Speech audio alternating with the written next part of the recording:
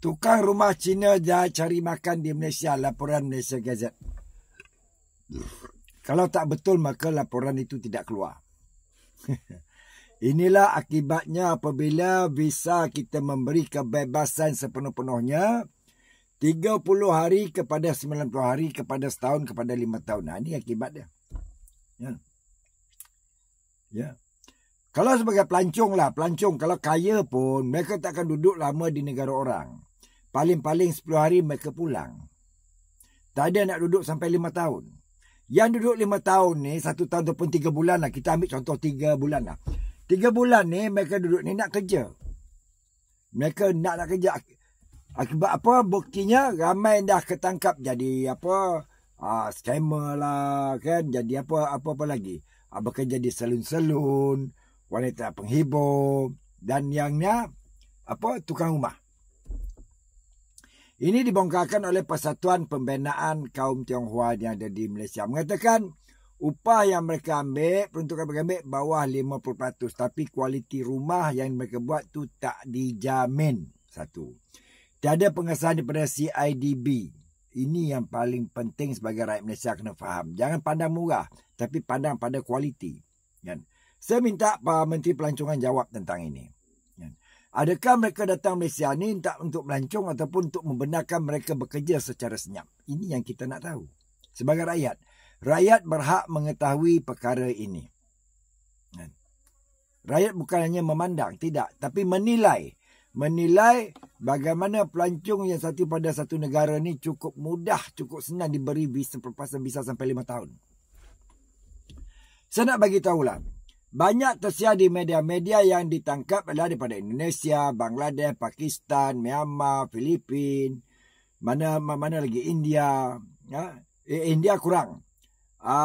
Daripada Vietnam, Thailand yang sebab apa? Kita boleh tahu mereka daripada negara mana berdasarkan pada susuk tubuh dan rupa wajah. Jadi kita tahu kalau mereka menjalani rupa ini, kita boleh tahu. Tapi dua bangsa ini, kaum India daripada bahagian selatan India dan juga kaum Tionghoa daripada negara China, kalau datang ke Malaysia sebagai visa pelancong bekerja, kita tidak kenal. Kita tidak kenal. Sebab apa? Wajah dan faktor tubuh mereka menyerupai negara kita di Malaysia. Ini dua bangsa ini. Jadi harus hati-hati. Jadi dah terbongkar nampak. Yang datang melancong pula bukan semua kaya-kaya. Yang selebihnya datang Malaysia untuk duduk lama sikit, dibagi peluang sampai 3 bulan. Mereka akan mencari peluang membuat kerja mencari uang di Malaysia. Di mana undang-undang telah dikeluarkan nak buat kerja di Malaysia kena ada permit kepada pekerjaan. Buahnya kita tiada perjanjian upah pekerja asing dengan negara China, tak ada. Walaupun negara China itu besar, kaya, maju, kukuh, jet ada, itu ada, ni ada, buat kapal terbang, buat kereta api cepat apa semua. Tapi akibat kepadatan penduduk, persaingan untuk bekerja itu terlalu ketat. Makanya mereka keluar. Dan mereka dapati Malaysia ni negara yang kurang maju, mudah untuk mencari makan. Jadi mereka datang. Ini yang kita harus faham sebenarnya. Jadi pada saya lah tak ada gunanya sampai visa sampai 5 tahun ataupun 1 tahun. Tak ada gunanya. Kalau sekadar memberi peluang kepada mereka untuk membuat pekerjaan mencari duit di Malaysia.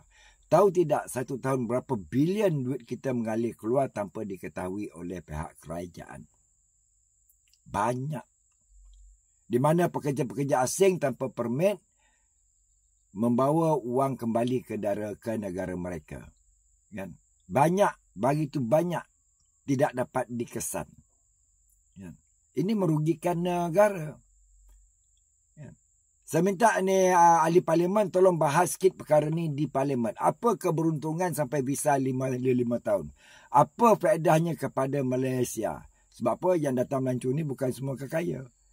Yang melancong paling-paling 10 hari mereka pulang. Tapi ini sampai 3 bulan, 1 tahun, tak balik. Apa mereka nak buat? Banyak sangat ketabungan mereka. Ini persoalan dia.